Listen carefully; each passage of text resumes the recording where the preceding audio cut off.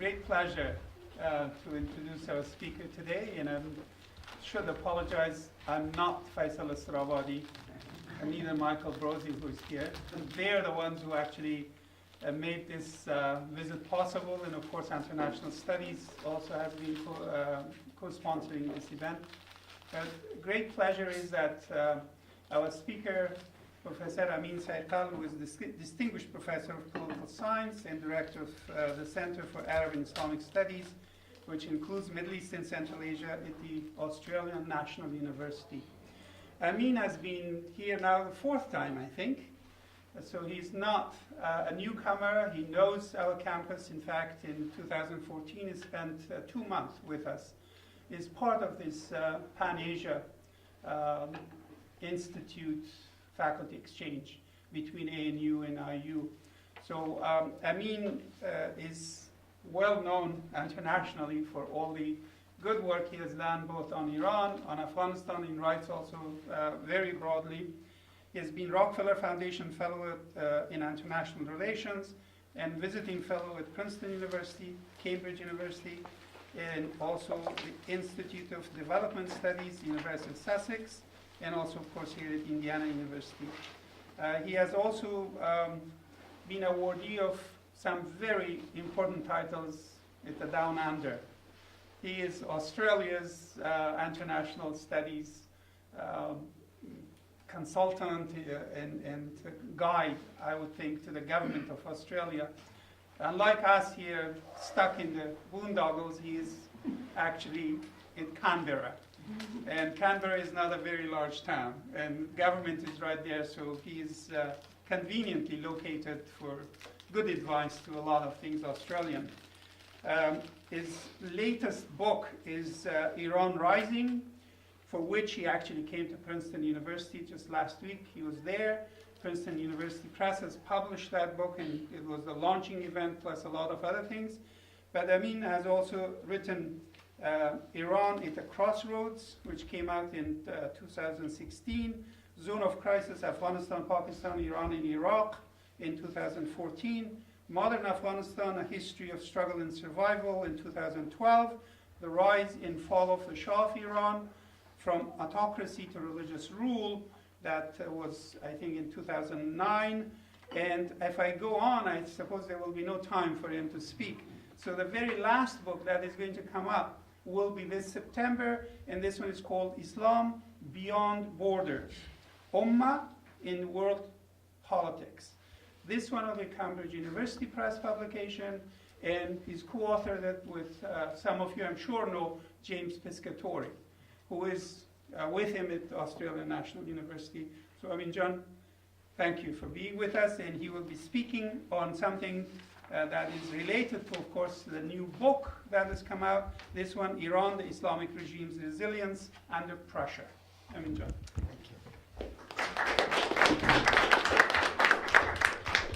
Thank you very much. I'm extremely grateful to my very dear friend, Professor Shahrani, as well as also Professor Strabadi and Professor Brose. Their centers and institutes that have sponsored this talk. And as Professor Shahrani said, this is not my first visit. I'm very familiar with the campus here, and I was visiting professor under the Pan-Asian Institute auspices in 2014, which enabled me to explore this beautiful campus and also familiarize myself with some of the very important subjects that's covered in this place. But above everything else, I was also very pleased to have the opportunity to enjoy the School of Music on this campus, and of course some of the film shows that they had, and of course that they had the directors that they had invited to speak. As Professor Shahrani said, my brief this afternoon is talk about Iran, the Islamic Republic's resilience under pressure. The Islamic Republic of Iran, as you know, has been at the forefront of international controversy ever since its advent of 4 decades ago. In fact, today is the 40th anniversary of the referendum which resulted in the declaration of Iran as an Islamic Republic. The Islamic Republic has weathered many domestic and foreign policy challenges and continues to labor under many more. Its ideological disposition, policy actions, and growing influence have seriously challenged the interests of the United States and America's regional allies, most importantly, Israel and Saudi Arabia. The Republic has so far remained resilient and acted as a critical regional player. Yet, its resilience is coming under enormous pressure, leading some observers once again to question its durability. President Donald Trump has vowed to contain the Islamic Republic. He is viewed it as a major threat to regional and global stability and security, and as a supporter of international terrorism. This led him, in May last year, to withdraw the United States from the landmark 14th of July 2015 multi-lateral nuclear agreement, which is officially known as the Joint Comprehensive Plan of Action, or JCPOA, which was signed between Iran and the 5 permanent members of the United Nations Security Council, plus Germany. Under the deal, Iran had agreed to substantially downgrade its nuclear program in return for lifting of all nuclear-related and U.S. sanctions. President Trump has reversed Barack Obama's conciliatory policy, imposing a raft of unprecedentedly harsh sanctions to bring about either a change of regime or a modification of its behavior. While dispensing overwhelming support for Israel and is escalating arms sales to Saudi Arabia and some of its Gulf allies, he has strongly backed cooperation between Israel and the Arab states, led by Saudi Arabia and Egypt, as a counter to Iran. Meanwhile, in his typically impulsive and contradictory manner, he has decided to end or substantially reduce America's military involvement in Syria and Afghanistan, where the Islamic Republic of Iran has secured a strong regional leverage. The question is, will the president's neo-nationalist approach work? The US policy of containing Iran, revived by Trump, dates back to the Iranian Revolution of 1978-79. The revolution saw the US lose a significant ally in a strategically vital oil-rich region. The United States had maintained a patron-client relationship with Iran since 1953, when the CIA orchestrated a coup that deposed the democratically elected nationalist Prime Minister Mohammad Mossadegh and reinstalled the ousted Shah, Mohammad Reza Shah Pahlavi, to govern Iran at America's behest. This event and the autocratic rule that the Shah inaugurated were resented in Iran as well as in the Soviet Union and among radical Arab nationalist forces led by Egypt's radical pan-Arabist nationalist leader Jamal Abdel Nasser, which objected to the coup as an American hegemonic grab at the height of the Cold War. The backlash against the Shah's rule came, at least partly, in the form of the Iranian Revolution 25 years later. The revolution began as a popular mobilization for reform, but culminated in the overthrow of the Shah's monarchy and its replacement with an Islamic regime under the leadership of the Shah's chief religious and political opponent, Ayatollah Ruhollah Khomeini. As a prominent radical Shia cleric, Khomeini established a theopolitical order at home and adopted a foreign policy of neither east nor west, but pro-Islamic and in opposition to the two hegemonic powers of the Cold War. He nurtured a two-tier system of Islamic governance, with one representing the sovereignty of God and another the sovereignty of people. He adopted a jihadi or combative and ijtihadi or reformist approach to building an Iran that would be Islamic, informed very much by a Shia interpretation of Islam, but nonetheless a strong and modern Islamic republic. He locked horns with the United States as the dominant power in the Middle East. He called for the destruction of Israel and popular overthrow of the Sunni-dominated US-backed and authoritarian Arab regimes in the region. Khomeini had no time for godless Soviet communism either. He opposed the 1979 Soviet invasion of Afghanistan while still maintaining good relations with Moscow, as he did with Beijing and New Delhi, all in the hope of countering the United States.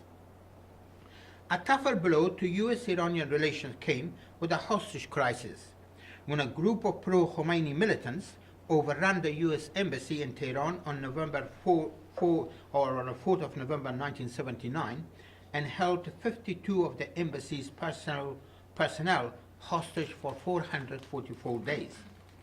This event saw an acrimonious exchange between the faithful President Jimmy Carter and Khomeini, calling each other respectively Anata and Yazid. Yazid was the one who killed the third Imam or leader of the Shia sect in Islam, Hussein Abu Talib, the grandson of Prophet Muhammad in 680 AD. Washington cut off all ties with Iran, imposed sanctions and instigated a policy of containment intended to isolate America's erstwhile ally. The hostage episode and Khomeini's defiant radical Islamism left an indelible impact on the American public and policymakers and cemented their view of Iran as the poster child of Islamic fundamentalism. The domestic turmoil and regional and international hostility that Khomeini's rhetoric and action generated cast serious doubt on the durability of its Islamic regime. Yet, the Republic managed to survive the hostage crisis and a series of other challenges, including a devastating war with Iraq, which lasted from 1980 to 88, initiated by Saddam Hussein, who was backed by the United States and its Arab allies. It also endured the regional isolation resulting from burgeoning ties between the United States and Saudi Arabia and its allies in the Saudi-led Gulf Cooperation Council, which was formed in 1981 in conjunction with the United States' strategy of containment of Iran.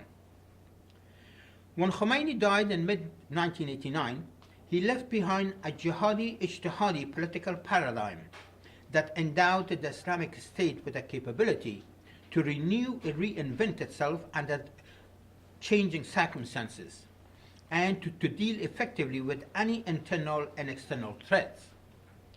This paradigm governs Iran's politics to the present day.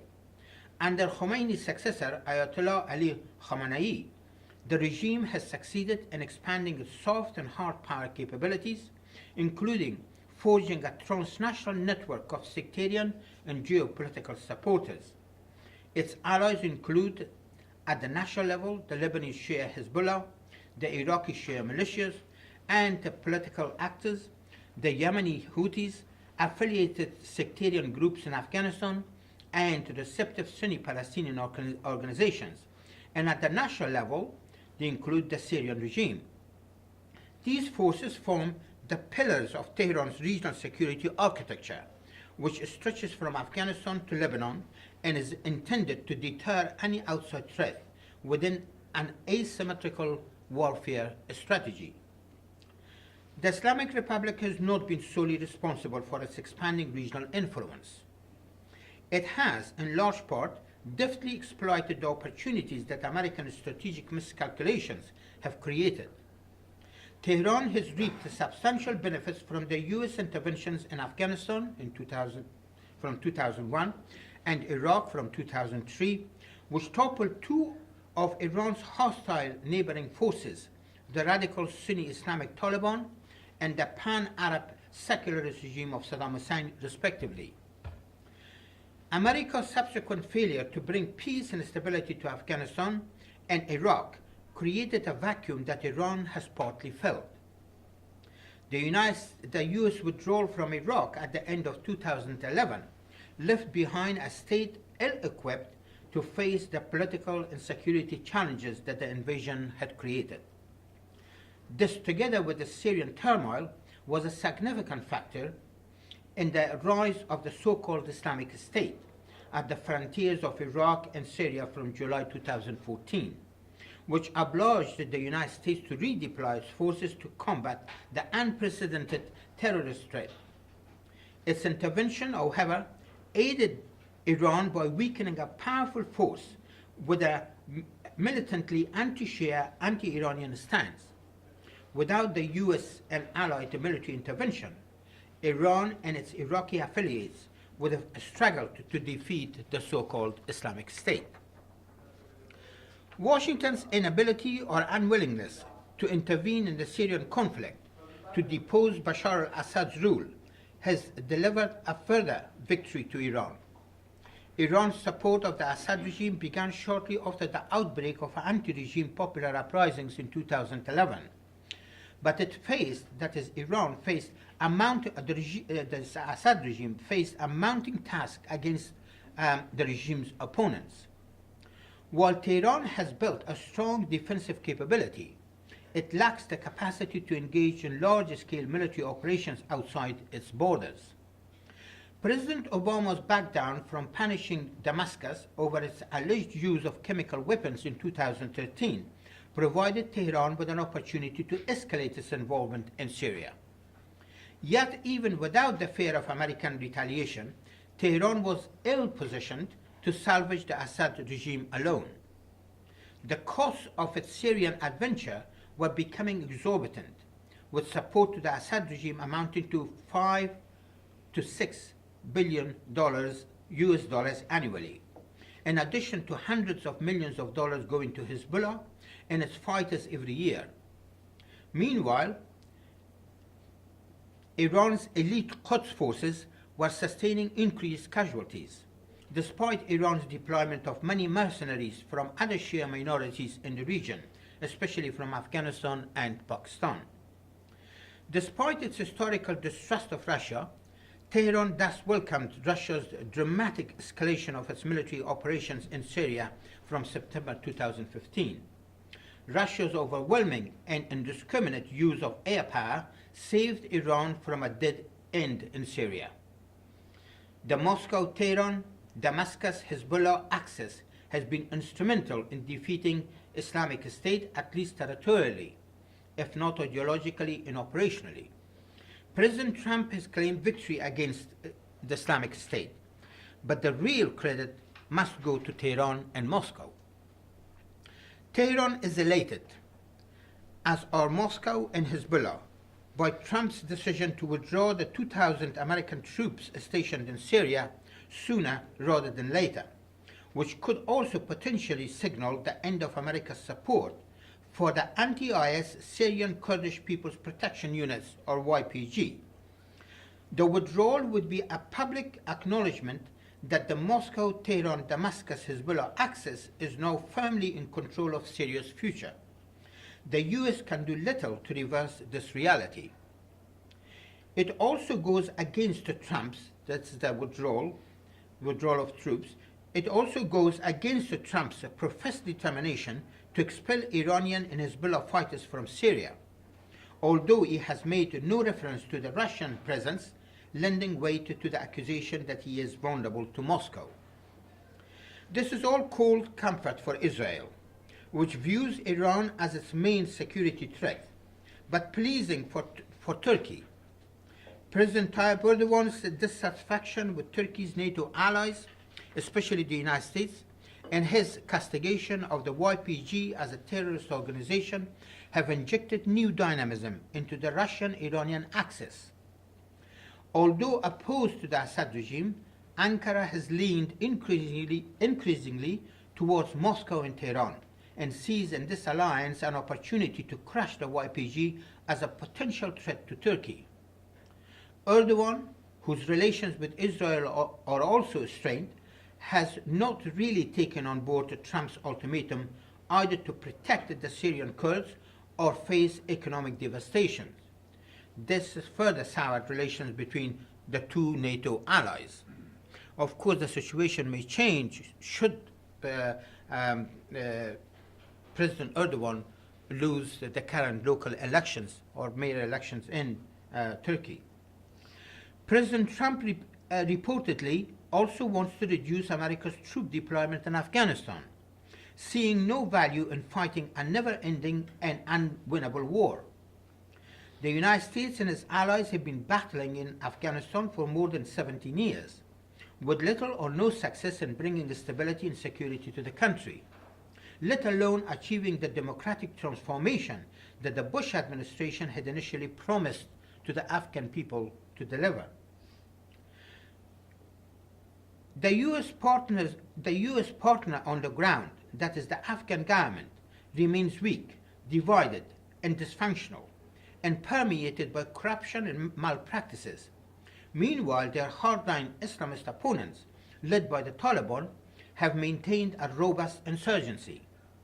Since the departure of most of the U.S. and Allied troops, who once numbered about 147,000, more than 4 years ago, the Afghan security forces have lost more ground. Despite the cover of U.S. air power and counter-terrorism operations by American and Allied special forces, the Afghan security situation has precipitously declined. The Afghan forces have suffered unsustainable rates of casualties and desertion, and the number of civilians killed unprecedentedly shot up to 3,804 in 2018. It appears that President Trump wishes to end the U.S. military involvement, the longest in American history, through a political settlement of the Afghan conflict. His special envoy for Afghanistan reconciliation, the Afghan-American Zalmay Khalilzad, is currently engaged in a shuttle diplomacy to forge a national and regional consensus for such a settlement. Treating the Taliban as a potential partner in peace rather than a terrorist group that once harbored al-Qaeda, Khalilzad has faced an uphill battle to navigate Afghanistan's complex society, politics, and regional rivalries. The Afghan conflict is deeply entangled with the Indo-Pakistan dispute, Iranian-Saudi rivalry, the Saudi-Pakistani strategic partnership, and American-Russian competition, not to mention China's close ties with Pakistan and interests in Afghanistan. Adding to the mess is the entrenchment of the Islamic State's Khorasan branch in Afghanistan since 2016, whose estimated 2,000 fighters have been responsible for some of the deadliest terrorist attacks in recent years.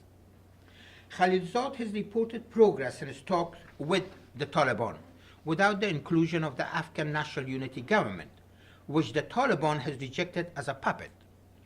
Whatever the outcome, if a final deal is not acceptable to a cross-section of the mosaic population of Afghanistan and regional actors, and if it's not guaranteed by the 5 permanent members of the United Nations Security Council, it is most unlikely to bring peace and stability to Afghanistan.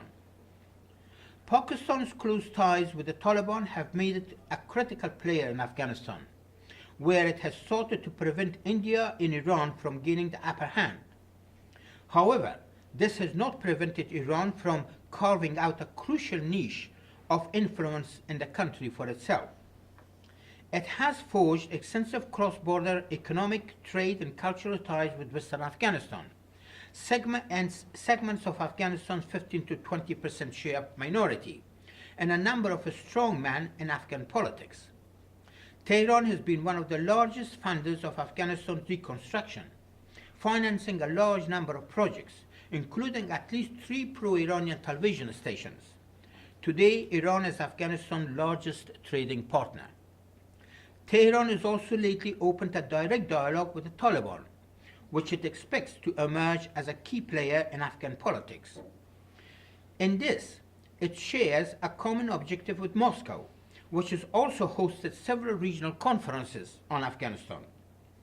The participants in Moscow's February this year conference included Iran, India, Pakistan, and Taliban, as well as a number of Afghan influential figures, including the former President Hamid Karzai, who has grown very distrustful of the United States, the ex-national security advisor of President Ashraf Ghani, and now his main rival in the May 2000, or no, it is actually July 2019 presidential election, Mohammad Hanif Atmar. In a step with Washington, the Afghan government declined to take part in the conference, calling it unhelpful to the cause of peace. Tehran has opposed the establishment of long-term American military bases in Afghanistan and warned against their potential use in a US-Iranian conflict. It has worked in tandem with Moscow to frustrate US efforts in Afghanistan as deemed desirable. An American troop reduction in Afghanistan could bolster the role of Tehran-Moscow axis and result in a further unraveling of the Afghan situation at potential strategic cost for the United States, especially in its fight against terrorism. This may suit Trump's thinking that the regional actors should sort out Afghanistan, but may come at a high geopolitical price for the United States. The Iranian Islamic regime is well entrenched by the forces whose fortunes are knitted to it, and is in a stronger position than Washington has assumed. It is capable of coping with the pressures of sanctions and prevailing at home by coercion if necessary. The regime's response to Trump's policy actions has so far been one of defiance rather than deference. It has pledged to remain committed to the nuclear agreement, while strengthening its conventional forces to maintain regional influence for its national defense. It is heartened by the backing of other signatories to that nuclear agreement, the UK, France, Germany, Russia, and China, as well as the European Union and the International Atomic Energy Agency, which have all claimed that Iran has fully complied with the nuclear agreement. They have promised, the other signatories to the nuclear agreement, have promised to defy the United States' extraterritorial measures, barring a third party from doing business with Iran. France, Germany, and Britain have established a financial mechanism called the INSTEX trade vehicle for the purpose of avoiding US sanctions, supporting their companies to continue economic and trade dealings with Iran, and thus assert European sovereignty in the face of Washington's determination to impose its foreign policy on Europe. Even so, fearing American retaliation, a number of Western companies have already pulled out of Iran, and many more may follow suit. Iran's fragile economy has come under increased pressure, causing upward strain on the country's highly devalued currency and cost of living for ordinary Iranians, as well as some public unrest, which the regime has been able to control and conveniently blame on the United States machinations. The Islamic regime is capable of circumventing or reducing the effects of the sanctions on itself, though not on the society. It has expanded ties with Russia and China. Russia has now become not only Iran's major arms supplier, but also a serious investor in Iranian economy. Russian energy companies have invested as much as $50 billion in oil and gas explorations in Iran, including the development of the South Pars fields. Meanwhile, as one of the 8 countries exempted from American sanctions, China will continue to depend on Iran for some 11% of its oil imports. China is expanding its activities in Iran, providing funding and technical assistance for projects ranging from railways to hospitals. The Chinese state-owned investment arm, CITIC Group, established a $10 billion credit line last year, and the China Development Bank promised $15 billion more. Another sanction-exempt country, India, remains committed to maintaining good relations with Iran for 2 important reasons. One is its reliance on Iran for at least 10% of its national oil consumption. The second is India's partnership with Iran in building the Iranian port of Chabahar on the Gulf. While Pakistan blocks the transit of Indian goods through its territory, Indian use of the new port will allow it to access Afghanistan and Central Asia. The Indian position must concern President Trump. He has urged India to play a greater role in Afghanistan as part of a US exit strategy, but he cannot endorse India's strategic involvement with Iran as the arch enemy of the United States. The way I see it, these factors, plus the European Union's determination to preserve the nuclear deal in whatever way possible, can soften the blow of US sanctions to a marked extent. Additional relief may come from possible Russian purchases of Iranian oil for sale on the European markets, as well as Iranian financial activities through Iraq and the booming black market operations in the region. The Iranian regime will be squeezed financially, but the sanctions are unlikely to destroy it, just as the US-led sanctions failed to topple Saddam Hussein. The impact of the sanctions on Iranian society is another story. Yet, however debilitating these sanctions may be on the society, the Iranian public, in the face of an American or Israeli military attack, will undoubtedly rally behind the regime as a matter of national and historical duty. They have shown enormous resilience before in the face of outside interventionism, and that spirit has become deeply embedded in their psyche. The Islamic regime has sanctimoniously promoted a combination of Iranian sense of fierce nationalism and devotion of many of them to Shiaism as important mechanisms of solidifying its position for the time being, although, of course, no one can guarantee the future. Thanks very much. Any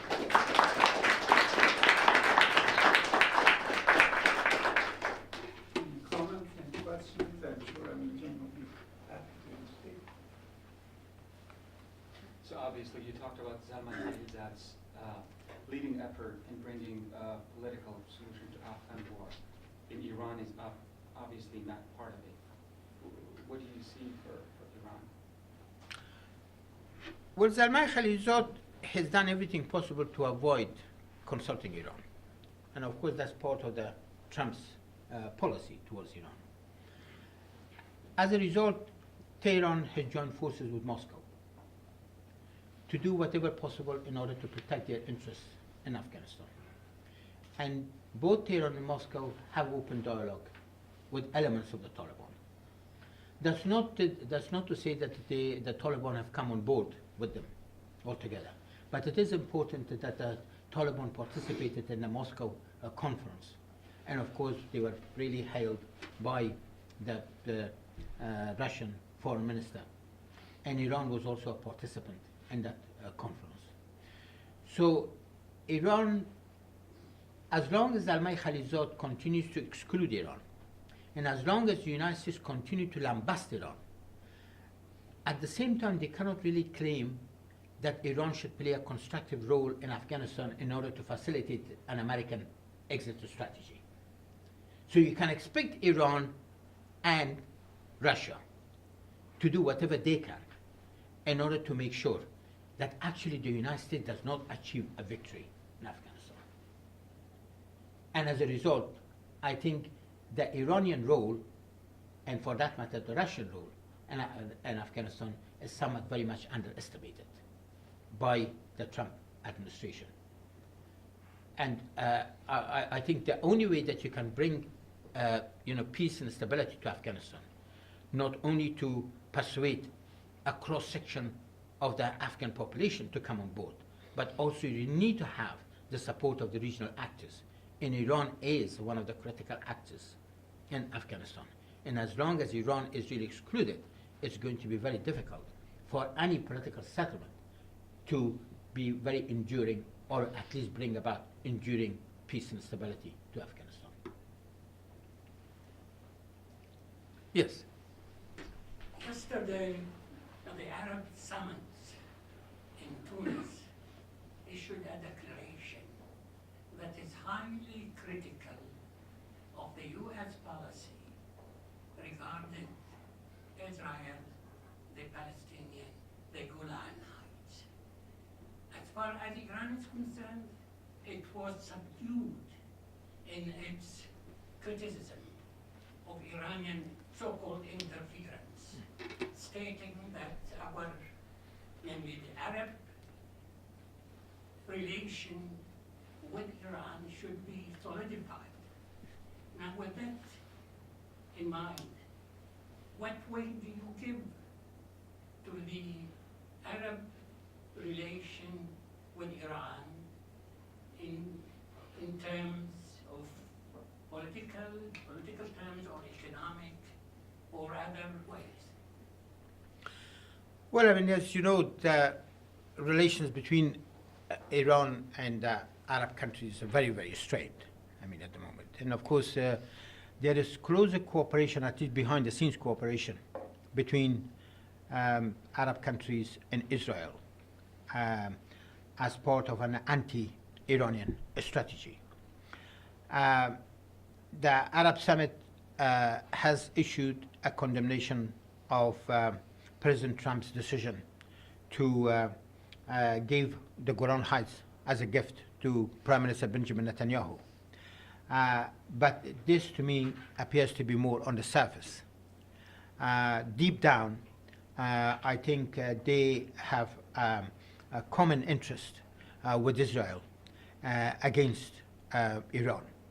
The reason that Iran has remained somewhat very much subdued or relatively quiet on the President Trump's declaration of the Golan Heights is because Iran does have forces on the ground in Syria.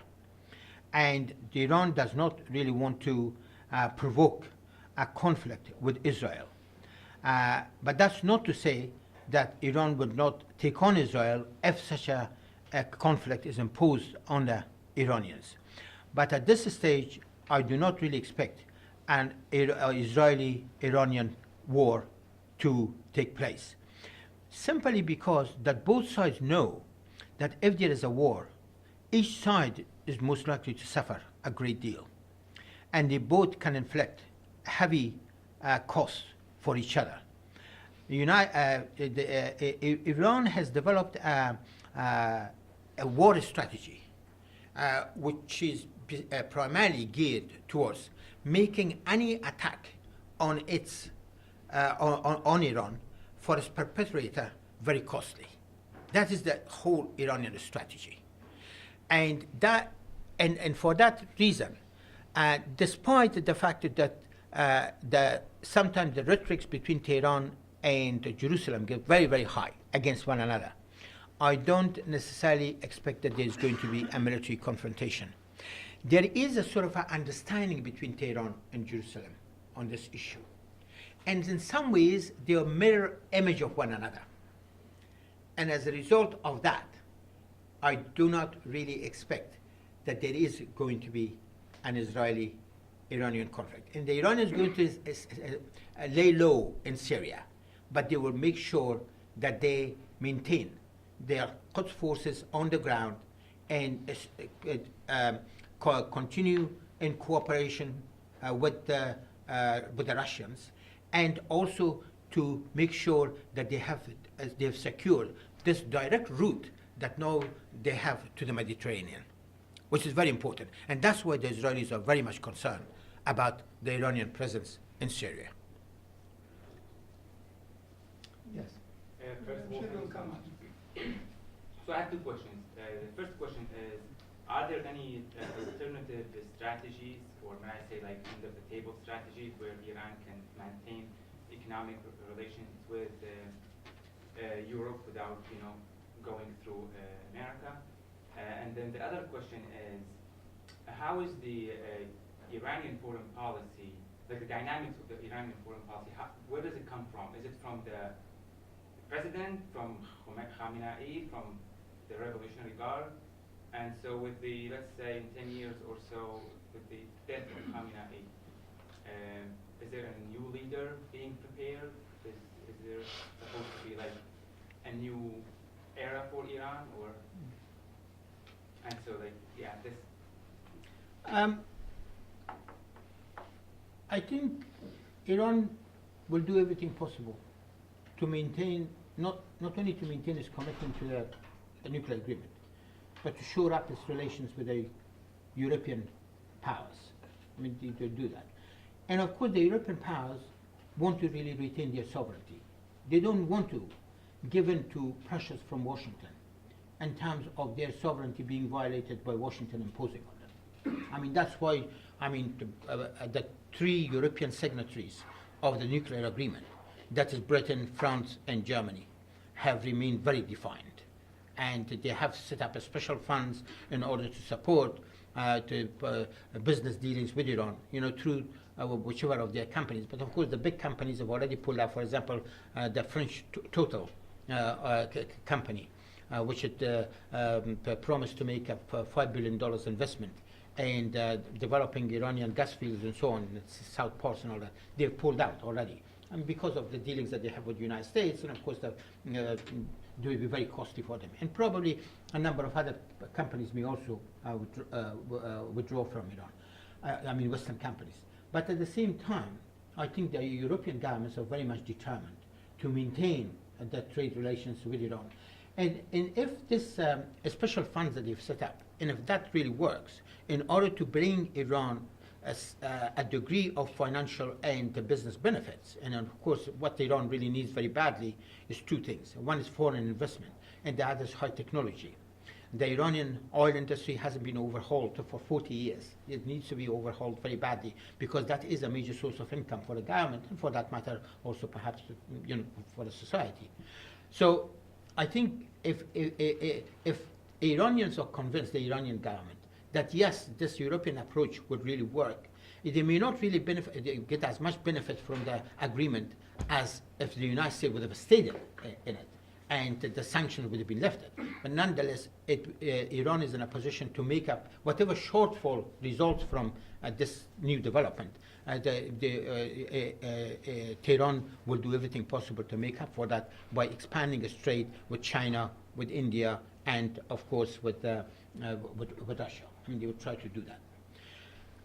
As far as the Iranian foreign policy, I mean, as you know, the supreme leader is the ultimate source of authority in Iran. I mean, he has the last word on, you know, on important domestic and foreign policy issues.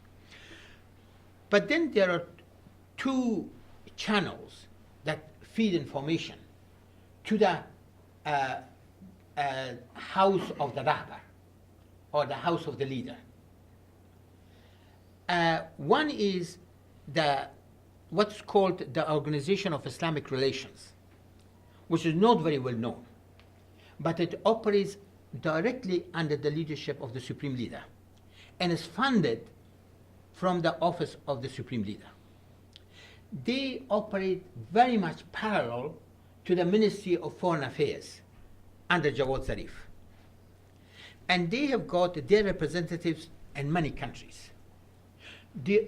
Formally, they are attached to the embassies, but informally, they are not under the control of the ambassadors, Iranian ambassadors. They run their own show. They put on, this is part of Iran's soft power. They have cultural activities, they sponsor exhibitions, they sponsor special occasions, they provide scholarships, you know, all these sort of things. They do that. And this organization is very active in feeding information to the Bait al-Rahbar, you know, to the house of the leader. In the house of the leader has created its own bureaucracy, which is absolutely massive. And it is very much parallel to the Shah's days. In the Shah's days, you had the formal government, and then you had the royal court. The royal court actually operated as informal government, but more powerful than the formal government. Most of the important policy initiatives were initiated in the royal court, and they're passed on to the formal government for implementation. The same thing to some extent is happening now. It is really, and of course there's a number of people who were also, advising the supreme leader. I mean, when it's for, people like the former foreign minister Akbar Bolayati, who's very conservative, in its entire approach. And then you have a number of other former foreign ministers, Sadiq Kharazi and the rest of them, and for also the former defense minister.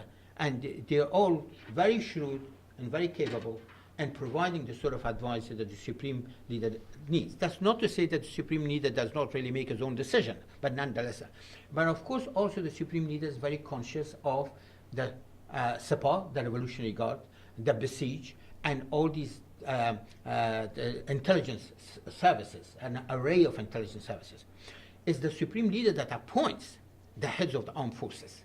They owe their positions not necessarily to Rouhani, to the elected president, but rather to the supreme leader.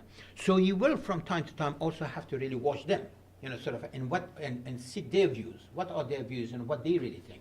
And as you know, the Revolutionary Guard has become an ink in Iran.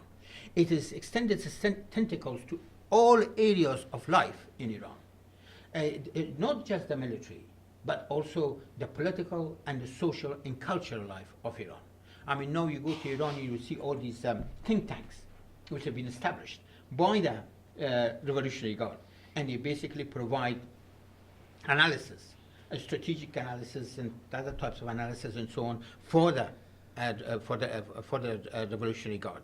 And the Revolutionary Guard has it has also penetrated a number of institutions, education institutions, like the Azad University, very much. I mean, once it used to be run by Rafsanjani, but I mean, the Revolutionary Guard has got strong presentation. And as you know, this Revolutionary Guard has a strong representation in the Majlis, or the National Assembly, as well as in some of these other intermediate bodies, like the Assembly of the Experts and the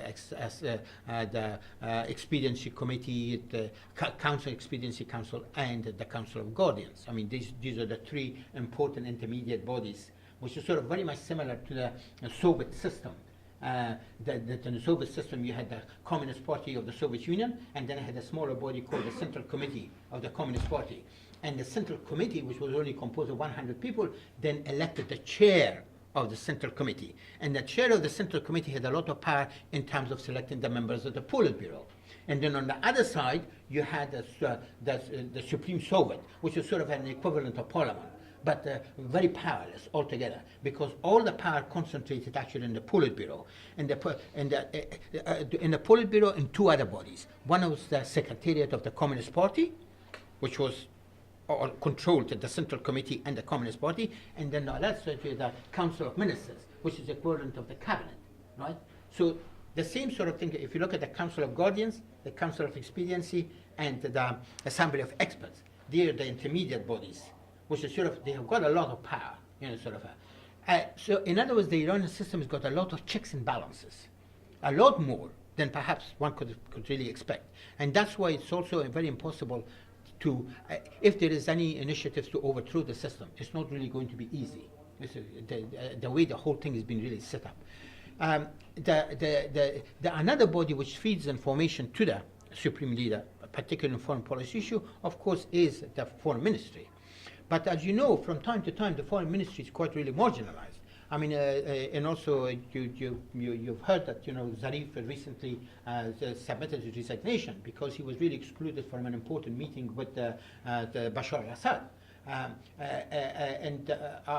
have talked to a number of people with in the Ministry of Foreign Affairs. I mean, they do feel quite really threatened by the fact that a lot of policies are initiated in the house of the leader, and also this Organization of Islamic Relations, which is sort of really coming in.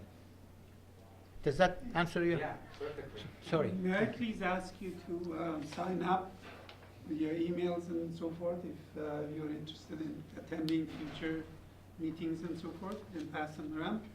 Jamshid? Yeah, I was going to ask you a question about, you were talking about the ports to the east, but then you mentioned the Syrian coastline. And yes, so the conventional wisdom is that the Iranians will end up with ports and air bases on the Western Mediterranean. But I want your thoughts on something that's happening just recently. In the last couple of months, we're beginning to see the general conventional wisdom was the Russians who shared with the Iranians. We're beginning to see the Russians now purging the Syrian military of generals loyal to Assad and the Iranians, and making sure the generals ending up in the Syrian military are loyal to the Russians. And so the question is are the Russians now moving back to the old status, and will they share the Western ports with the Iranians, and will they share the Western naval air bases, or will they exclude the Iranians? And so I'm tossing that out because we are getting reports that in fact there have been some clashes between Quds mercenaries and Russian troops on the ground as well. So just not tossing that out before I get to my main question. Yeah, well, I think that is a very important point, but the way I see it, the Russian move into Syria is more geopolitical in nature. Russia doesn't need to be in Syria. But because Vladimir Putin is very much interested in making a show of force as an important player on the world stage, has found it very convenient to move into Syria. But Iran, the nature of Iran's relationship with the Assad regime and the clique around the Assad regime is very organic. Because the regime is it's a very critical element in Iran's regional security architecture that Tehran has really built. Because it's a very important conduit to the Hezbollah.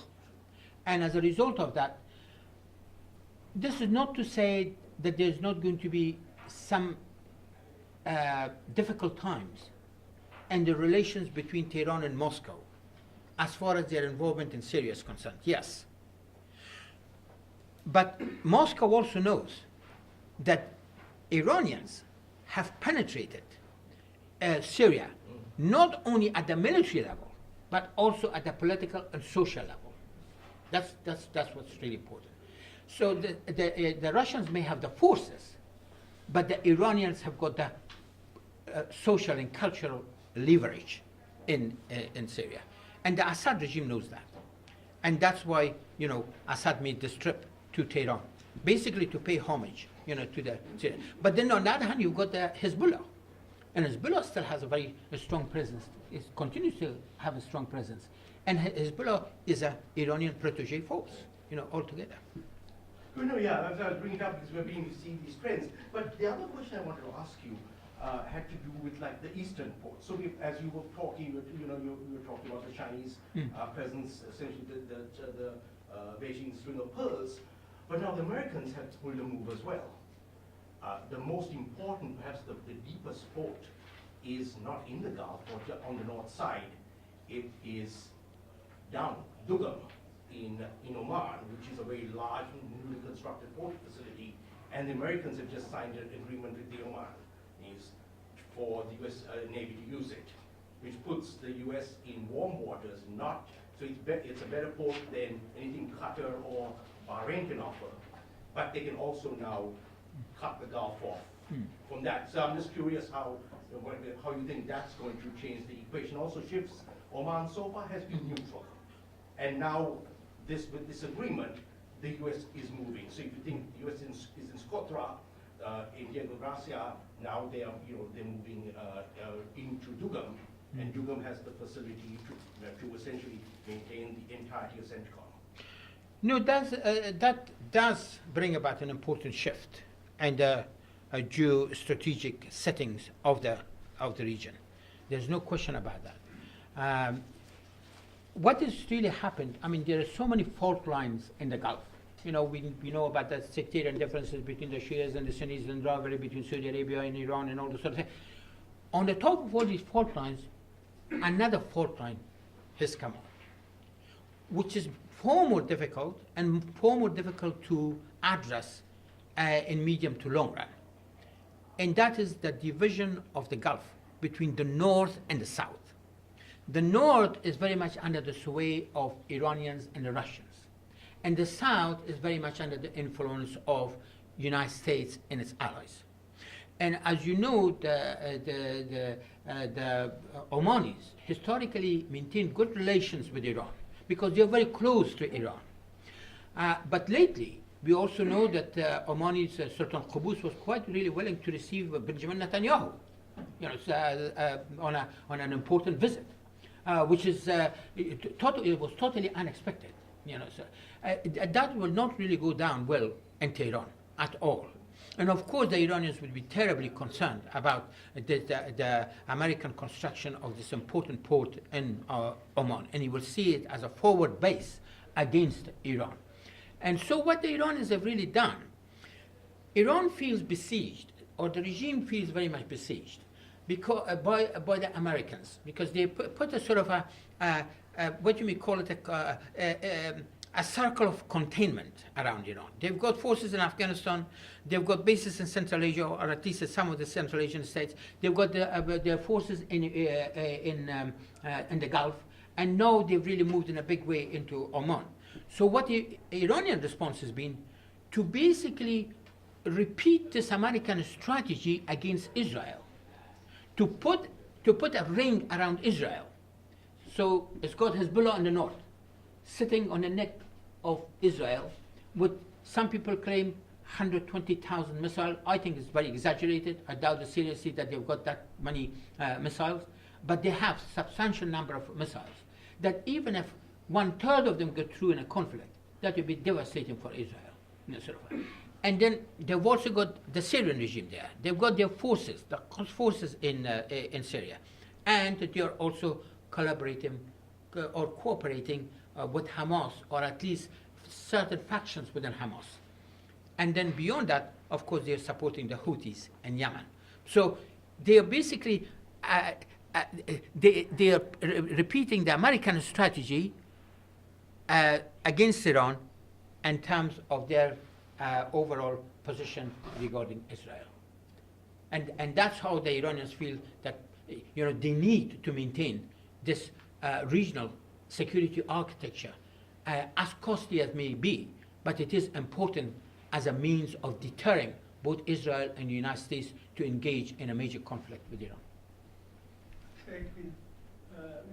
Going back to the domestic situation in Iran, I know that predictions are tricky, but given what you said about the Revolutionary Guard and their role in the politics of the country, how likely do you see this to become an alternative in going forward, following up on the earlier question about the Khamenei going away? I think if the Islamic regime is substantially weakened, and if it's sort of heading toward falling, or something disastrous happening, the Revolutionary Guard will take over, and you will have a military dictatorship in Iran. Perhaps may not be all that different from the current theocracy which prevails, but they will take over. And I think that is something that the reformist and the pragmatist factions in Iranian politics would like to really avoid.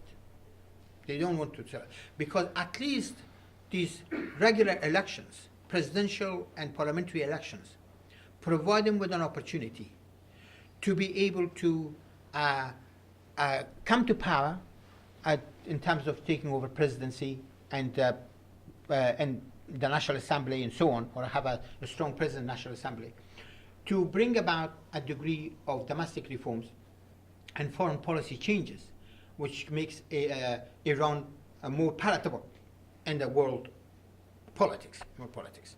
So I mean, the Revolutionary Guard is an alternative to the Islamic regime, but then let's not forget, the Revolutionary Guard is part of, has been a key builder of the system. So it's not in the interest of the Revolutionary Guard to overthrow the system. But one thing I think is very important to bear in mind, that of course Iran faces many challenges. They've faced the challenges from the difference between the sovereignty of God and sovereignty of people. The tension between the unelected supreme leader and the elected president. And we've seen that, even in the case of Rouhani and Ali Khamenei, that's not really happening. The two tiers of the system have not really worked all that well. It worked okay under Khomeini, but that was because of the Khomeini's personal weight and revolutionary weight and all those sort of things. But it hasn't really worked all that well at all. I mean, at some point, I think the Iranians will have to really narrow the line of the authority. And how they're going to do it, that really remains to be seen, because this is not really working, and it's become quite really unworkable. I mean, the second challenge, of course, you're facing is from the economic situation, and particularly the new sanctions and so on. I mean, I don't want to go into details of that, but of course, this economic situation is in a bit of a dire state in a lot of ways. But that's not to say that the regime will not be able to look after itself. Yes, it can look after itself, but whether it can look after society, that's a different issue. But the other challenge that they're really facing is leadership succession, because we know that Ali Khamenei, well, they officially claim that he's 79, or he may be a bit older or whatever, and at some point he will have to really go. He has not really anointed anybody as a successor. I mean, Khomeini had done Ayatollah Montazeri, but then there was falling out between them and rescinded the whole thing. And then at least he gave a nod to Ali Khamenei when Rafsanjani went to him and said, well, look, you know, I would like to nominate Ali Khamenei, and Khomeini said, oh, well, okay, I mean, at least, but then go to the Assembly of Experts, and the Assembly of Experts will determine the legitimacy of the new, the successor, which really did happen. But this time, you don't have a Khomeini, and Ali Khamenei has not really anointed anybody. Some people used to speculate that perhaps Raisi would be his successor. But because Raisi lost the election, somewhat that really brought down his prestige in his sort of influence to some extent. But as we talked earlier about it, Khamenei has just appointed him as the head of the judiciary. And the judiciary is very important in Iranian politics, extremely important. And the judiciary operates very in close coordination with the Council of Guardians and with these other intermediate bodies and the Revolutionary Guard and so on. So he is becoming more and more powerful, and some people will say perhaps, you know, we step further towards succeeding Ali Khamenei. But if he doesn't, then the whole thing will fall into the hands of the Assembly of Experts, which is composed of 82 people elected every 8 years. And who is going to really emerge is going to selecting the Pope. You know, when the white smoke is going to come out, and who's going, and there's going to be a lot of horse trading between various factions, and who is likely to emerge. It's very possible that either a real hardliner will emerge, or it's possible that a reformist may emerge. That can really change the texture of Iranian politics and Iran's foreign policy direction altogether. That is an important challenge for the Iranians and for the outside world to really watch. Okay, back, yes. You went in with some. Yeah, go ahead. Yeah. I had a question on Afghanistan. I'm not part of IU. I'm just a retired guy out here that causes trouble. Now that the U.S. is doing this retreat from the rest of the world, it appears that other actors around Afghanistan have an opportunity to try to resolve this, but it seems like the historic competing tribal lords of Afghanistan have a very difficult time trusting each other. What is your vision of the future? Do you see Russia or Iran or someone else having greater success at unifying Afghanistan, getting these tribal groups to trust each other, or is it maybe it's in no one's interest to do that? This is the $64,000 question that puzzles the Afghans and the international community altogether. That, you know, I mean, of course, to bring about peace and stability to Afghanistan, there is a need for a national consensus, regional consensus, international, and it has to be interlocking. National, regional, international, interlocking consensus. Otherwise it won't work. But at the same time, we know that the Afghans are incredibly divided among themselves, not only just in tribal terms, but also in cultural terms and political terms and so on. But then I go that the regional actors, they are simply fighting one another in a lot of ways. Afghanistan has become a playground for all these things. I mean, Afghanistan there is a proxy war going on in a lot of ways. And each one of them trying to really secure their future interest in the country. And that's what also makes it extremely difficult for the United States to withdraw from Afghanistan with what you may call honor, as was really the case with Vietnam. The peace talks which are really taking place at the moment under the leadership of Zalmay Khalilzad is very much modeled after the Vietnam peace talks. Remember, the Vietnam peace talks was between the United States and North Vietnam. It excluded South Vietnamese altogether. And it was taking place in Paris. The Afghan peace talks are taking place in Doha. But it is between the United States and the Taliban, not necessarily between the Taliban. In other words, the Afghan government is not included. And we know what happened, or what was the outcome of the Paris peace talks. Eventually, the fall of South Vietnam. And perhaps the humiliation of the United States in many ways. So at the moment, they're trying to, I think, at least the Trump administration tried to avoid a humiliating withdrawal from Afghanistan by trying to bring about a political settlement. But at the same time, I just don't see how they're going to achieve that interlocking national, regional, and international consensus. I don't know how Zalmay Khalilzad will be able to achieve that. So my feeling is that the current situation is likely to sort of continue. Until such time, Professor Shahrani knows a lot more about this than I do, and he's just spent several months in Kabul. There is a new generation coming up in Afghanistan. This generation is more politically and socially connected, and more politically and socially aware, and less discriminating towards each other on the basis of ethnicity, tribal affiliation, factional affiliation, and so on. But the old guard is still there. It's keeping them down. How long they're going to be able to keep them down, I mean, that remains to be seen. But if their way is open, one of the best things that Ashraf, or the national unity government of Ashraf Ghani and Abdullah can do is to open the way for this younger generation, to take over. I mean, they don't talk as much about whether which tribe they belong to or which ethnicity they belong to, and so on. I mean, but the question is, are we really going to get that sort of leadership in Afghanistan? So there is also a lack of leadership in Afghanistan. And as a result of that, it is extremely difficult to predict where Afghanistan is going to go. Once I was thinking of publishing a piece under the title of Afghanistan Without Taliban. Would the Afghans be able to get on with one another, even if the Taliban were not there? I mean, that's another thing. But of course, Professor Shahrani knows a lot more about this than I do. Dr. Ghanem. Thank you. Thank you for your talk. You've given us a wonderfully vivid picture of internal politics and Iran's regional reach as well.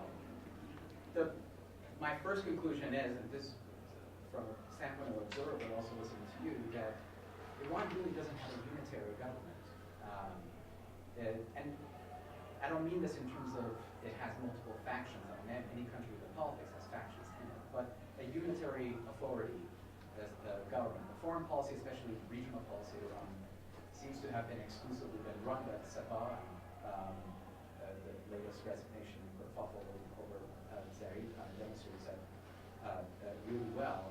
And yet Iran's domestic politics seems to be bubbling up with a whole range of resentments that seem very disconnected with this larger regional picture.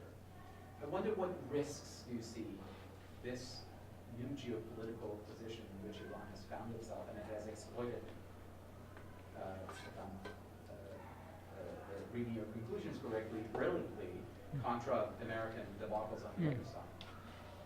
What risks this carries in terms of having transformed Iran's domestic politics really away from the kind of reformist-based policy. I mean, reformists are all but wiped out. I mean, Rouhani is cannot be judged to be a reformist in the way that Khatami and Mousavi were. He's not introduced a single piece of legislation that is reform-minded. He's just pro-engagement, it seems like. And the risks of kind of that expansion that the Revolutionary Guard seem to have embarked on is what really worries that particular group. So what risks do you see this having for the Republic? Are we going to see a kind of a similar thing with the United States, that the overextension comes back to really weaken and force this unforced error on Iran in the next 10 years or so?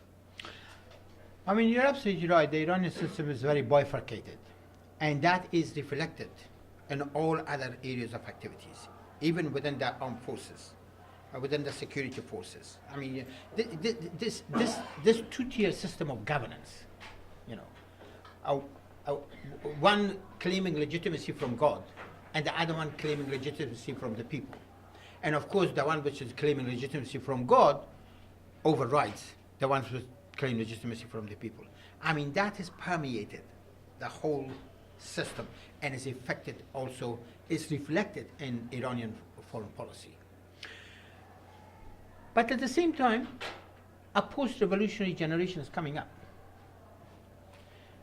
The post-revolutionary generation is not entirely incorporated into the system.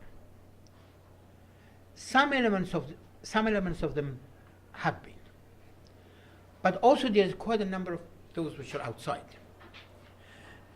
But the more Iran comes under pressure from the United States, as a result of a policy of confrontation rather than a policy of engagement, because we know that the policy of, Obama administration came to the conclusion that the policy of engagement the policy of confrontation had not really worked.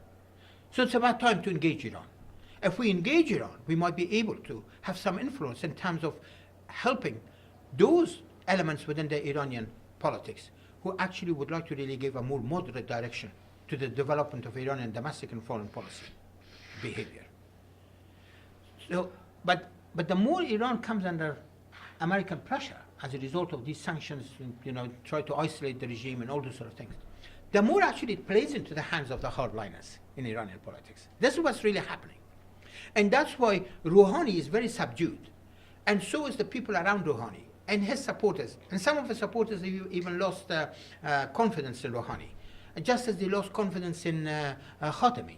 At the end, who replaced Khatami? Ahmadinejad came from the really conservative side of Iranian politics. My personal view is that if the US pursued the Obama policy of engagement, that could have really shifted the grounds away from the underfeet of the hardliners to a considerable extent. Not overnight, but over a period of time. That would have really happened. And some of these reformists, of course, Khatami is now sort of considered as the leader of the reformist movement, although he's under a lot of restrictions. I mean, these people could have really come up into trying to provide more support to Rouhani and somewhat marginalize or at least reduce the influence of the hardliners. The hardliners still control most of the levels of power in Iran, and they are very confident about that. And one of the reasons is that they keep pointing to the United States. They say, this is what the United States is doing. Look at it. I mean, okay, Rouhani wanted to establish good relations with the United States. Look at what's happened. Look at the Trump administration has come. We were right. It's the reformists who were wrong, the anti-extremist elements who were wrong, and so on. And I think this is what's really happening at the moment. Just as it also happened, under Khatami. Khatami, tried to bring about what he called Islamic democracy, Islamic civil society, good relations with the outside world, and all these sort of things. Not only the United States, but even European powers only paid lip service to his reforms, because he said, "Oh no, the reformers don't wield the power. It is really the hardliners. We have to deal with the hardliners, and we don't want to deal with the hardliners." But I think Rouhani has had more support from the supreme leader than any of his predecessors. There's no question. That's because also in the interest of the supreme leader and people around him, because the economy was collapsing. And the only way that Rouhani could improve the economic situation is to put an end to this nuclear dispute and to find a way out of this nuclear dispute, and also to put an end to Iran's international isolation to the extent which was really possible. So it was really in interest. In fact, there was a coincidence of interest between the reformists and the hardliners on that issue. But now that the Trump administration has withdrawn from the JCPOA and has reimposed or imposed even harsher sanctions, this is just played into the hands of the hardliners. So now you can expect, but particularly somebody like Raisi being appointed as the head of the judiciary, he's a real hardliner. Something about Rouhani. Rouhani was not there to change the system. He was basically trying to smooth the rough edges of the system. Because Rouhani had been very intimately associated with the regime from the very beginning. He's come through the ranks of the regime, to the presidency. He knows that. But even smoothing the rough edges, the man has been sort of stopped the way the United States is really behaving towards Iran. So if somehow, people in Washington sit down and say, look, the policy of confrontation has not worked. How about if we can pursue this policy of engagement? That might really help us to open the way for some substantial change, particularly with the new generation, the post-revolutionary generation really coming up in Iran. Yes. I was wondering, kind of in this discussion of regional geopolitics, seems one other kind of unsung but important player or movement is the Muslim Brotherhood, right? That we can see kind of in this weird axis that seems to be forming Turkey, Qatar, Iran. They're a bit more sympathetic, maybe as a weapon against, pro-U.S. Non-democracies like Egypt and Jordan and Saudi Arabia. Toward the Muslim Brotherhood. But that's one relationship that I think is interesting. I don't know anything about. I wonder if you could comment at all on kind of the past, present, future of, Iran, the Islamic Republic's relations with the Muslim Brotherhood.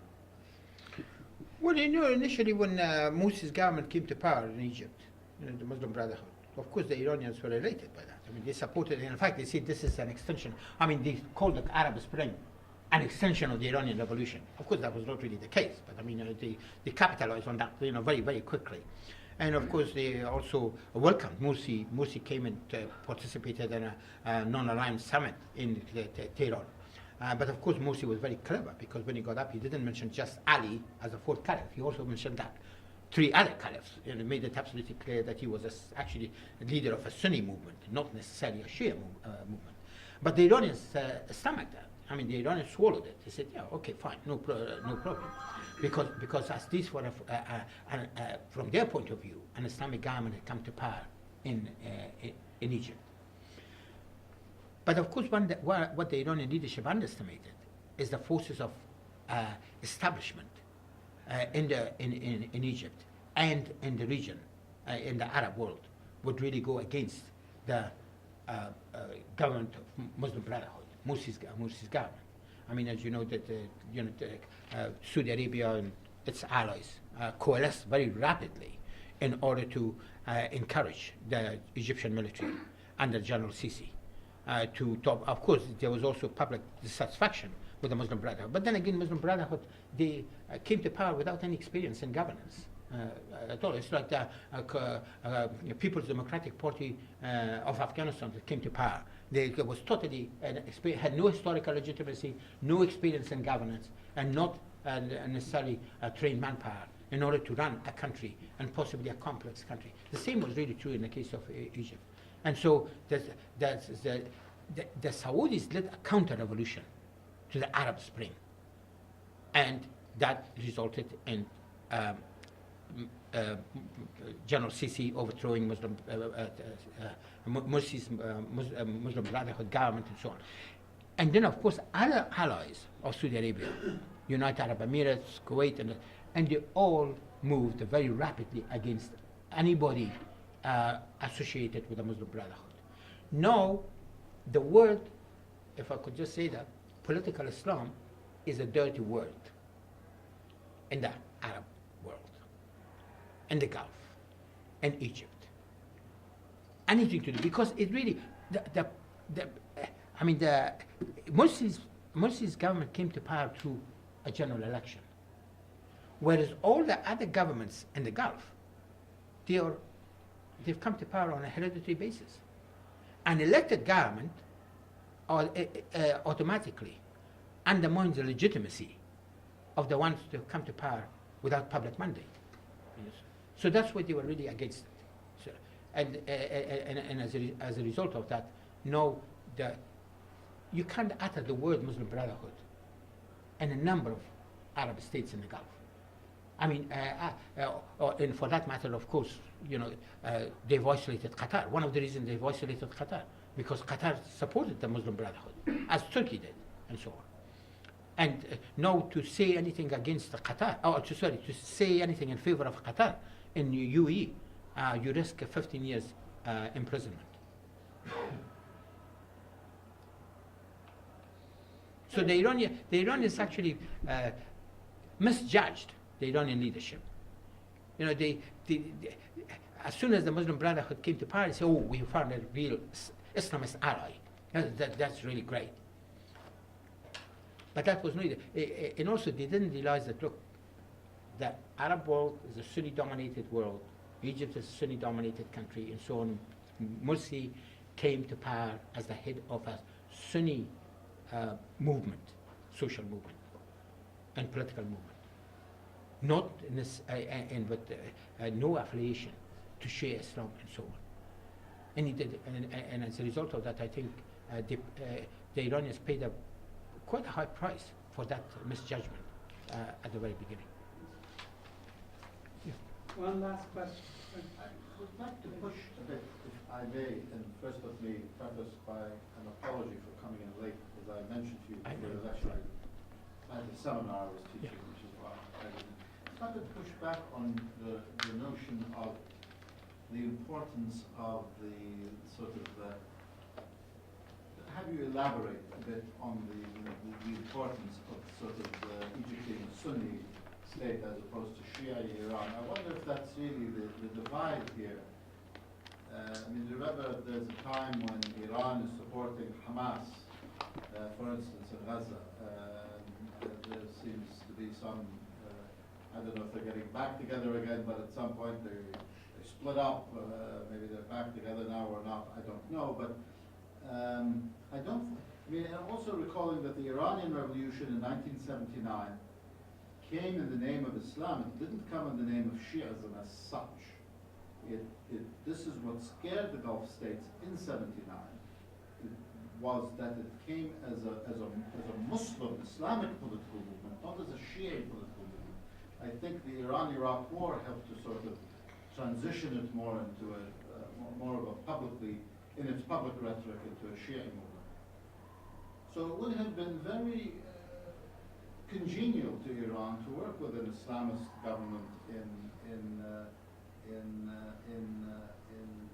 Egypt.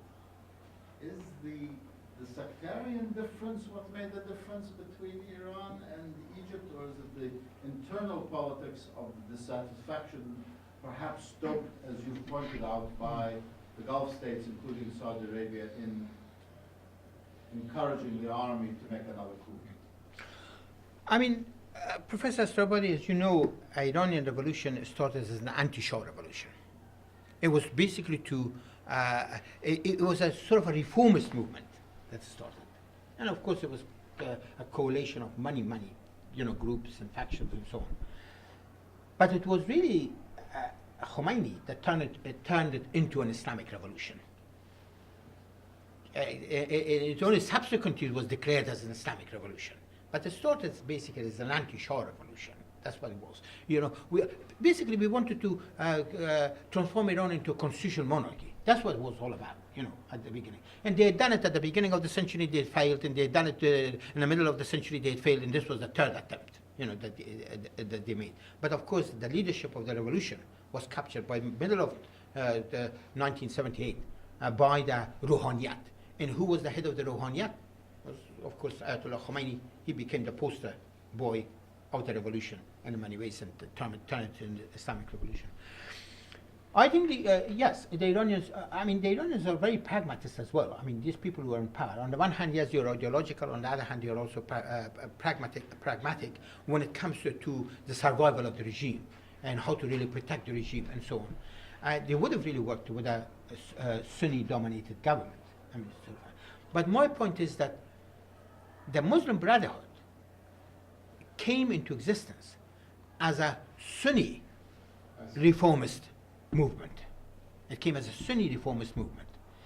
And the Iranian regime immediately thought that there would be a very close affiliation with this particular movement.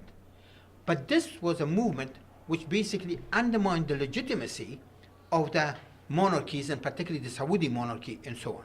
Because here is an Islamic, Sunni Islamic movement coming to power through elections, through popular mandate, which none of the others really had it in the region. No, that's totally unacceptable, because that is going to reflect very badly on us. That's going to really affect our positions.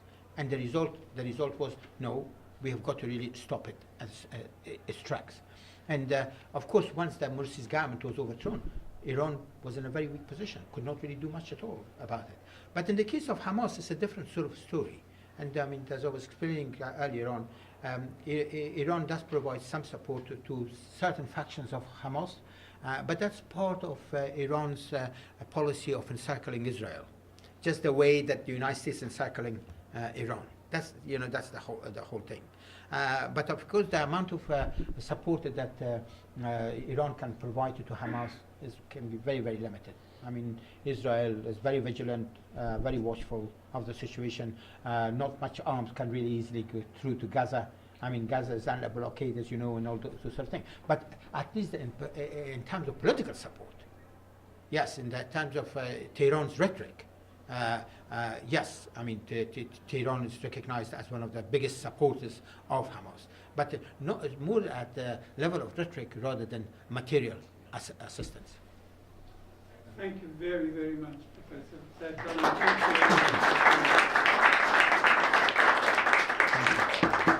There are cookies in